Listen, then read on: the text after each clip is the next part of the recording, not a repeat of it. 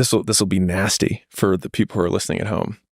So learning means same condition, new behavior. So phone rings, you answer the phone, you say ABC. I say, cool, read this script instead that says DEF.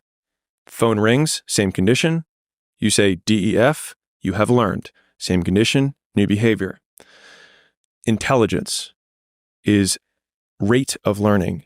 It's speed. It's a measurement of speed. So it means how many times do you need to be exposed to the same condition in order to change your behavior? If I teach someone something, that script, and then on the first try, they say DEF, and someone else, it takes 5 tries for them to say DEF, they are not as intelligent as the first person. Here's why this is interesting. Every person who's listening to this right now has listened to 1,000 fucking podcasts, and they're in the exact same condition, and yet they have not changed their behavior, which means 1, they have not learned, and 2, they are dumb.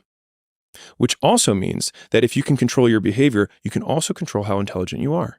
And so if you want to be a smart cookie, then it means that you just decrease the amount of times that you do not change your behavior under the same conditions. And so when I think about this, when I teach my team, when I teach anyone, I think in these conditions. And so every time you watch or you consume a piece of content, you read a book, if you think, what behavior am I going to change as a result of this? If the answer is nothing, you wasted your time and you pretended to be learning, but you were really entertaining yourself. And so that frame has been incredibly helpful for me to speed up how quickly I take action because I don't want to be a dodo bird. So that's two different ones, learning and intelligence. One that I've been thinking a lot about with Dr. K and I, we go back and forth, is motivation.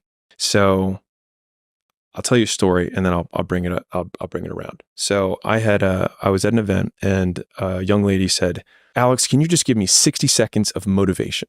And of course it's like, dance monkey dance. And so I took a deep breath and I was like, define motivation.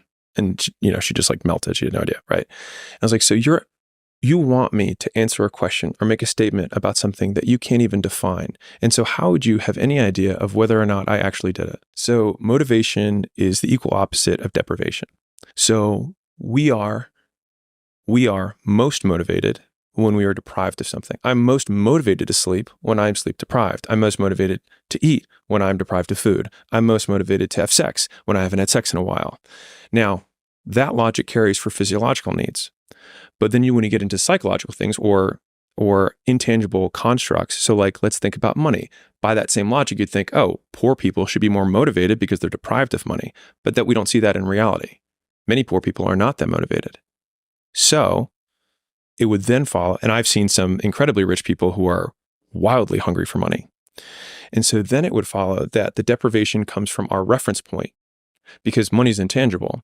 And so it's how much do we perceive our deprivation around money? And so if all of my friends are billionaires and I'm worth $100 million, then I have a $900 million deficit that I have to come up. I'm $900 million poorer than the person who just is at $5,000 a month who wants to make $10,000 a month. I'm more motivated to make money than they are because I'm more deprived of it.